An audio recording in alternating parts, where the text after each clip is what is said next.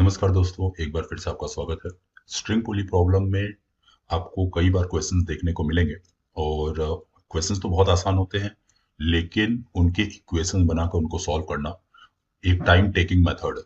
मैं आपको जो ट्रिक बताने वाला हूँ, इस ट्रिक में आपको तुरंत ही आप एक्सेलरेशन और टेंशन वैल्यू निकाल सकते हैं। आपको इक्वेशन नहीं बनाना पड़ेगा।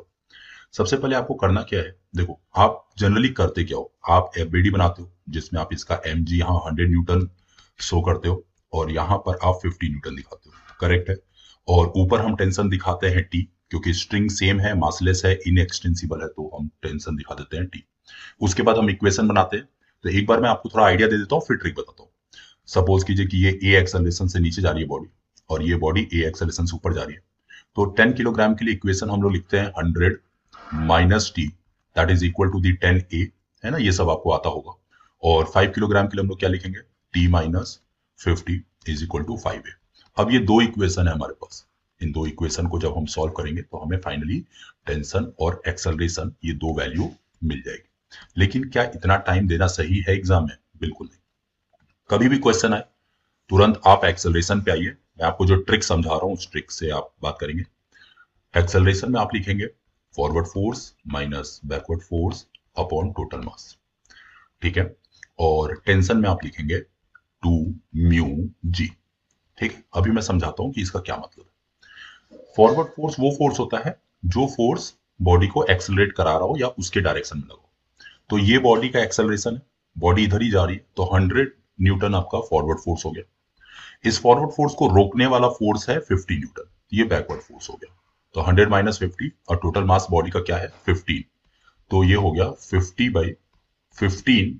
5 से कट करेंगे तो 10/3 मीटर पर सेकेंड स्क्वायर, ये हमारा आंसर है, ठीक है। बहुत आसान था, कोई इक्वेशन नहीं बनाना है, कोई आपको कैलकुलेशन नहीं करना है। 2 म्यू जी की बात करें, मैं करूं मैं तो म्यू का मतलब होता है बेटा M1 M2 upon total mass into में जी। 2 M1 M2 हो जाएगा 5 × 10, जी हो जाएगा 10, और टोटल मास है 15, ठीक है। 5 से इसको कट किया 3 टाइम्स, ऊपर हो गया हमारे पास 200/3। ये हमारा टेंशन आ गया और आपका काम खत्म। कोई इक्वेशन नहीं बनाना, कोई इक्वेशन सॉल्व नहीं करना है, कुछ दिमाग नहीं लगाना है, डायरेक्ट आप इस फॉर्मूले से कर सकते हैं। एक और क्वेश्चन दिखा देता हूं ताकि आपको थोड़ा और आइडिया लगे। ट्रिक से बात करेंगे सीधा सीधा। इधर कर दीजिए 100, इधर कर दीजिए 50, वैसे इसकी जरूरत नहीं है, और इधर कर दीजिए 250, ठीक है। चलो बात करते हैं हम लोग एक्सेलरेशन का। तो एक्सेलरेशन का फॉर्मूला क्या लिखा था हमने, forward force minus backward force upon total mass, है ना।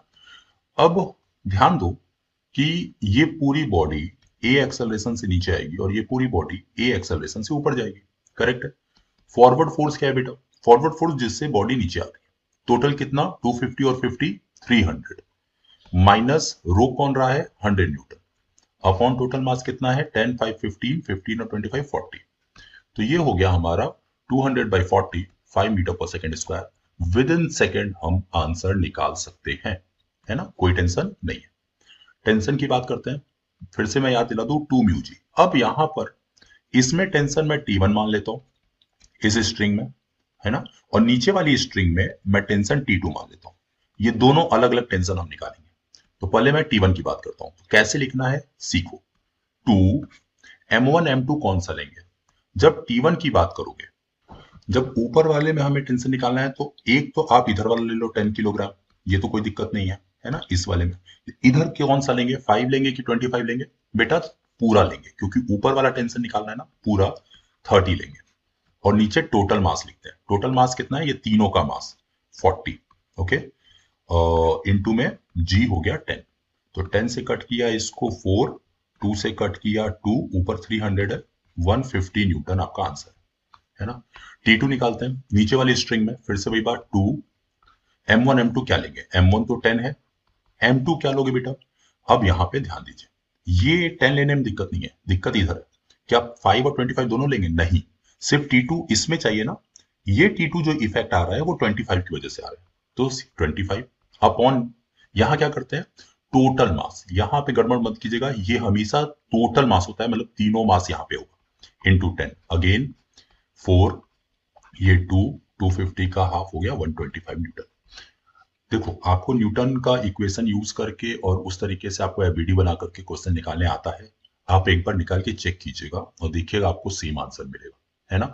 लेकिन अगर आप ध्यान से देखो और दो चार क्वेश्चन में प्रैक्टिस कर लो, आप पाओगे कि इन मेथड से सवालों को बहुत आसानी से और बहुत जल्दी किया जा सकता है। मैं कॉन्टिन्यूसली आपके लिए ट्रिक लेके आ रहा हूँ। आपको अगर कहीं भी दिक्कत हो आप में बताइए कि इस टॉपिक में दिक्कत है, मैं आपको ट्रिक के थ्रू समझाऊंगा। ठीक है, आप एग्जाम की तैयारी अच्छे से कीजिए। मिलते हैं नेक्स्ट ट्रिक के साथ। आज के लिए थैंक यू सो मच।